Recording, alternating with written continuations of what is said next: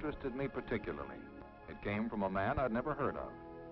I was sorry and I didn't open it, thinking I'd read it later.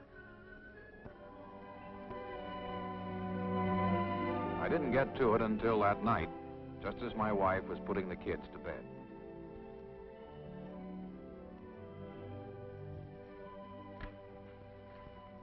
Good night, Bill. Sleep tight. Good night, Laura. Be a good girl. Mother, can I sleep with Raggedy Ann? I think so, dear.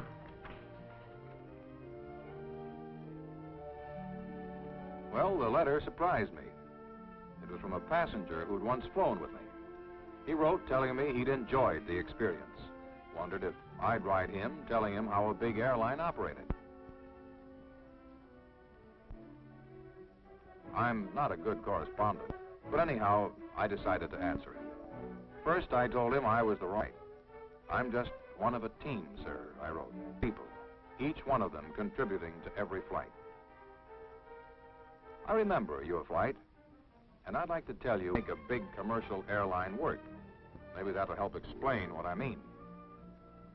I'll take my line across the United States, all the way to Bombay, India. First over weather flying. Pioneers, that'll give you an idea. Your flight from Los Angeles, California to New York showed airline teamwork and coordination. You telephoned for your ticket from your home in Los Angeles. Our office received your order, made sure that the flight you wanted was open, and sold you a ticket. Your order went to the message center and immediately was teletyped to our reservations service in Kansas City, where my crew would take over for the rest of the trip to New York.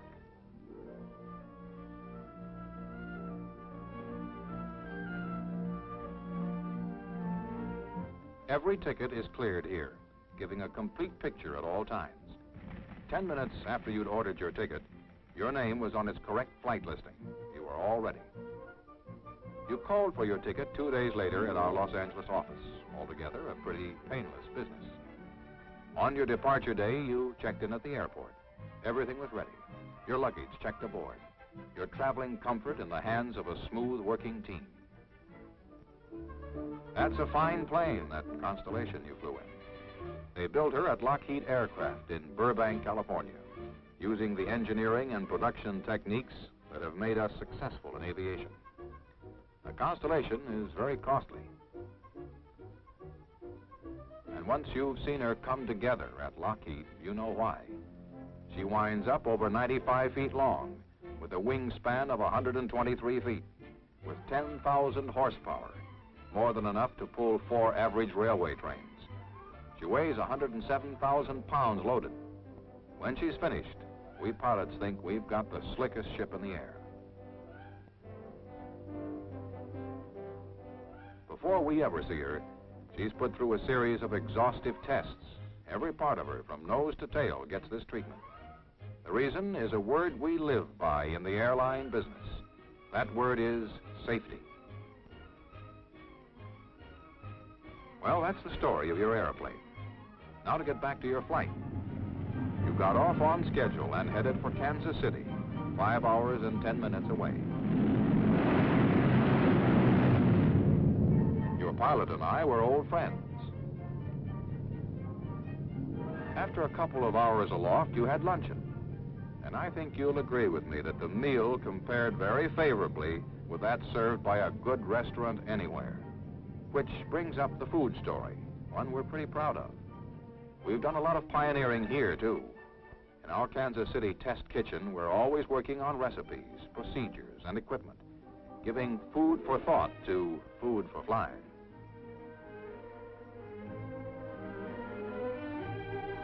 Although we have 6 food units around the country from which plane service is delivered, our production kitchen in Kansas City cooks all the meats, potatoes, and desserts for the line.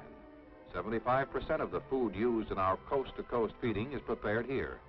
5 tons of food a week, 2.5 million meals a year. These pre-cooked meals are kept in perfect condition in huge refrigerators until they are ready for distribution by air to the line's 6 outlying food units.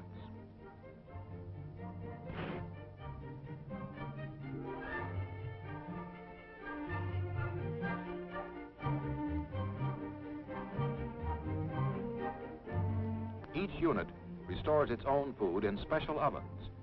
Refrigeration enables us to prepare our food well in advance, yet a meal processed by our system is served as hot and fresh as when it was cooked. Some really neat and efficient containers have been designed for food and drink. Light in weight, that's essential, but sturdy as well as compact. In other words, built for flying.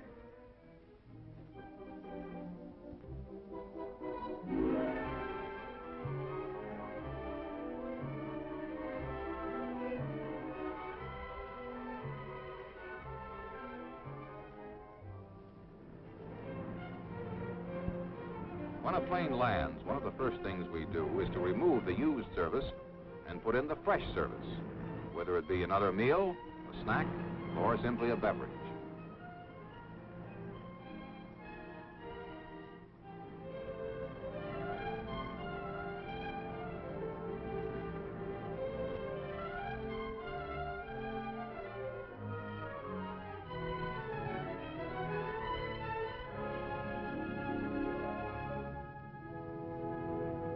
Well, sir, with your meal over, you had a chance to look at the scenery.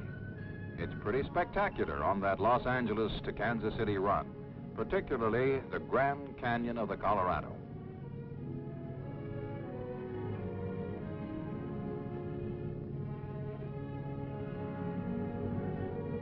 You know, this letter worries me a little.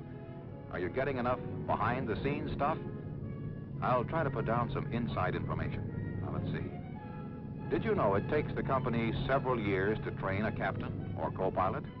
A year or more for other crew members? And that brings up another story, the training story. In Kansas City, we run a regular school for captains, first officers, and flight engineers. We not only teach new personnel how to fly for us, but keep our old employees abreast of new developments that are always popping up in aviation. One of the things that makes our business kind of fascinating.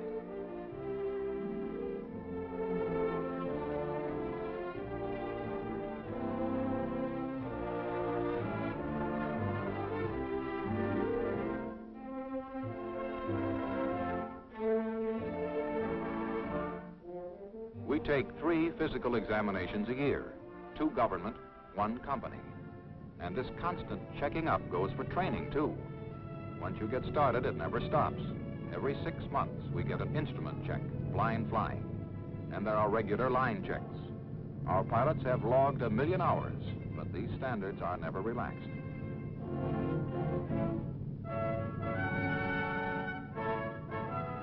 Now for our crew, the crew that picks you up at Kansas City, all fresh and rested, ready for the trip to New York.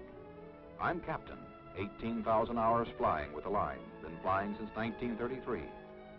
There's my co-pilot. The flight engineer, and our hostesses, 2 good girls. So much for us.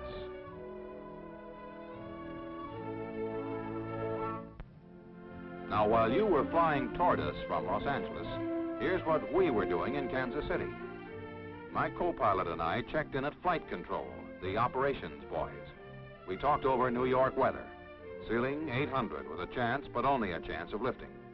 We discussed fuel load and the 1,001 details that go into making ready for takeoff. On the average, we have 57 flights in the air every hour of the day. Operations watches them all.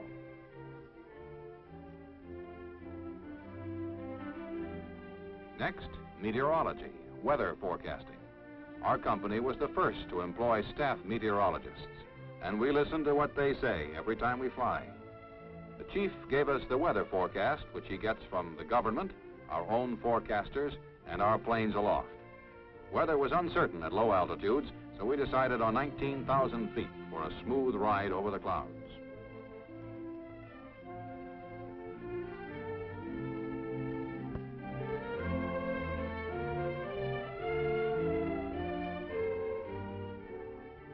My co-pilot got busy with his bookkeeping.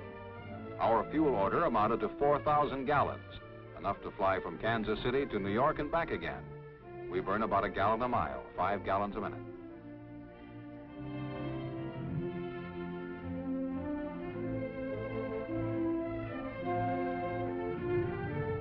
I watched your flight come in from Los Angeles. It was right on time, too.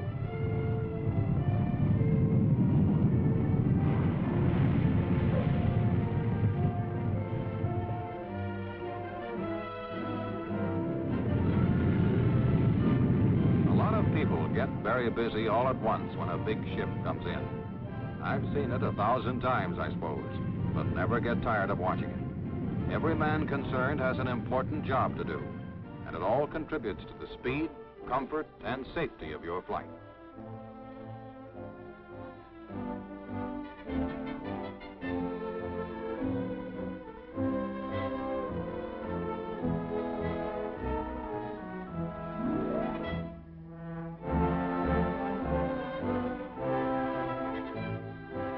Meanwhile, our flight engineer checked over the airplane. This is standard procedure. First, because he's trained to do the job. Second, because it's good practice to have it done by a man who's going to ride the airplane. These fellows are like doctors.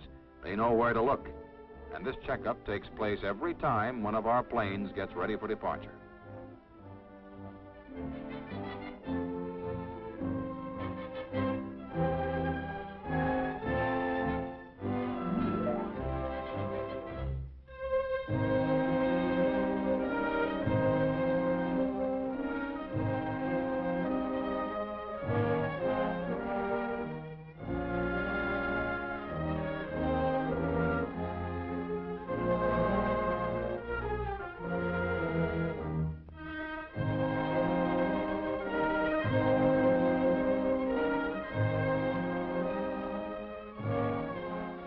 Our plane had just finished 1,300 flying hours.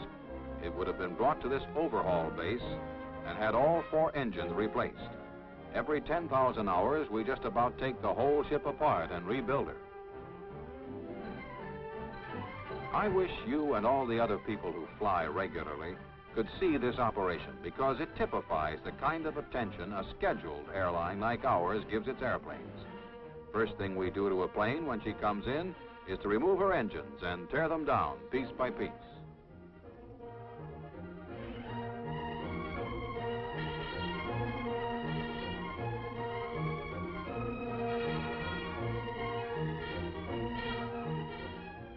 Each of the thousands of parts is then given an 8-hour cleaning in a chemical wash. Next, each part is put through a magnetic analysis to find any hidden faults in the metal. Then hand inspected against rigid tolerances. Some of the parts are okay, good as new. Others may require reconditioning in our shops, and still others may be replaced.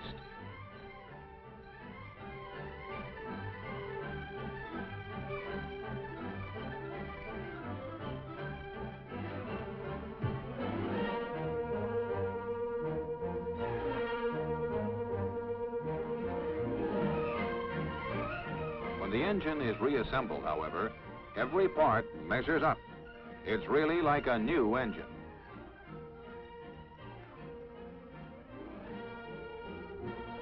After a thorough check by a trained inspector, the newly assembled engine is run for 6 hours on a test stand.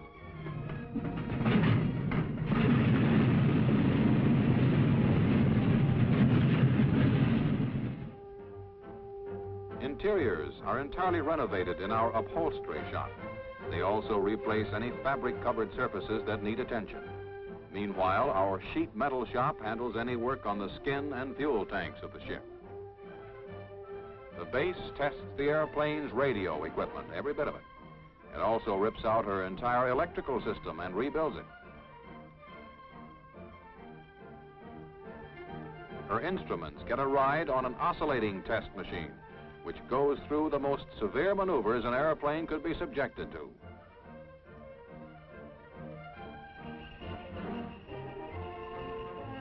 We repolish and inspect the propellers, too. Every 3,000 hours, we get a new set.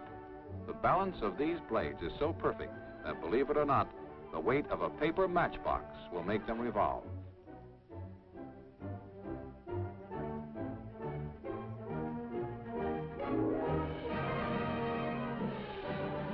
Continuing maintenance means that a job like this, an operation which takes 4,500 man-hours, can be done in 6 days.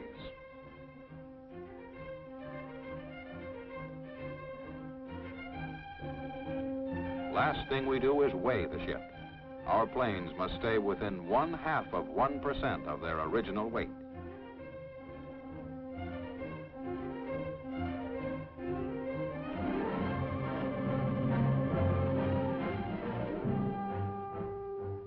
Well, it's nice to know that you've got that kind of a plane under you. Now to continue with your flight.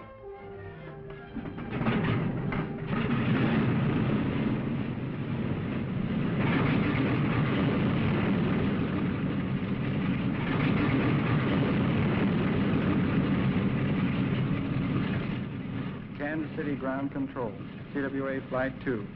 Request taxi clearance IFR New York. TWA Flight 2, runway 17, winds south, variable 5 to 10, north on taxi strip.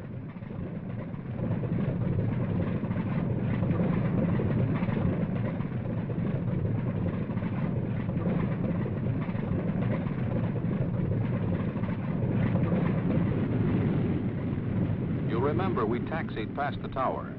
These boys are the traffic cops of the airport. Working with air route traffic control, they clear my flight plan and keep checking my progress all along the line.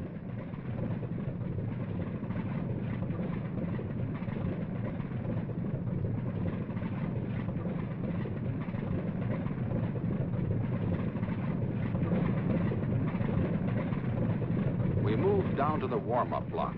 I suppose you've wondered why there's always a delay before takeoff. Well, here's what's going on up front. Flux gate compass. Directed. Vacuum. Check 2 to 4 inches. Directional gyros. Set and uncage. Trim tabs.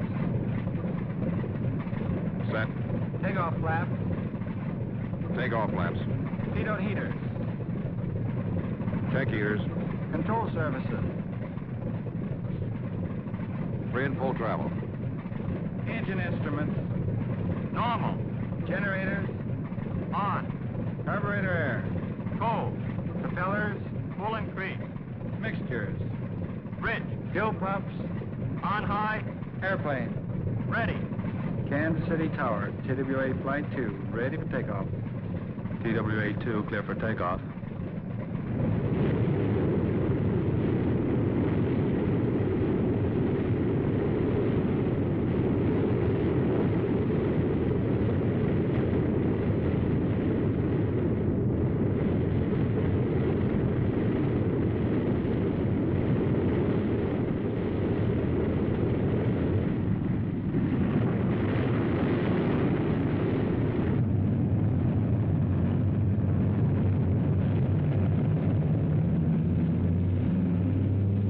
Up gear.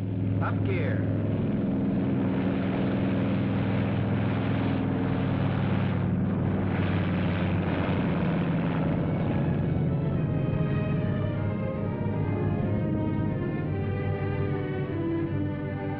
We reached our altitude, and we couldn't see the ground. We didn't have to. Here's how we knew where we were all the way. First, we were on the beam, kept getting its signal. Second, automatic direction finder. The airway is marked with radio signposts. As we pass over each one, the needles swing and a marker light flashes on. Flight 2, Columbia 03, 19,000 visual on top, St. Louis 25. And that's the way it went all the way, 1,100 miles.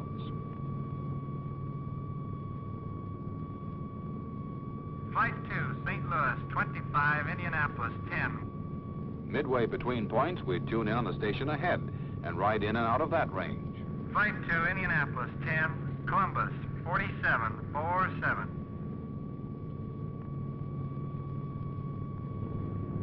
Flight 2, Columbus 46, Pittsburgh 1717. Flight 2, Pittsburgh 18, Allentown 1111. Flight 2, Allentown 11, LaGuardia 3535. As we neared our destination, we picked up another navigational aid. This was ILS, Instrument Landing System. It gave us direction and glide, while radio markers told us our distance from the airport. Then, by keeping the cross pointers at right angles, ILS brought us straight and true directly toward the field. We fastened our seat belts, got ready to land.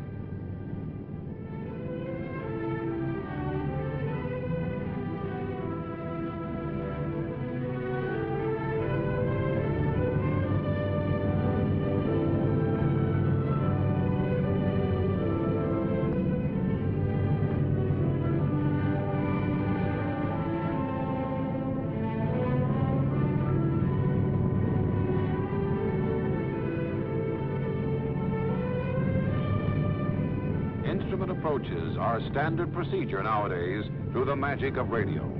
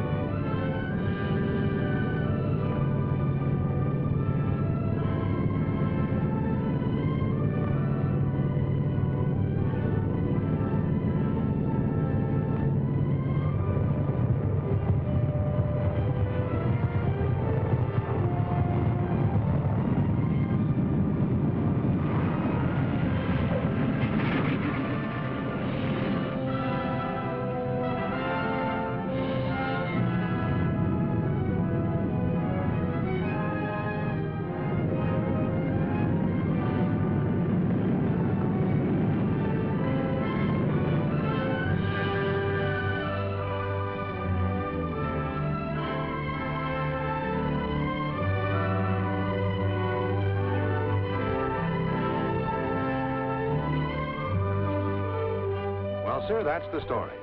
I'm sorry I didn't get a chance to meet you personally, but I expect I shall one of these days. In closing, let me say to you, one of our 2 million passengers, thanks a lot from me, just one of the 12,000 people who helped run the airline that brought you home safely, comfortably, on time.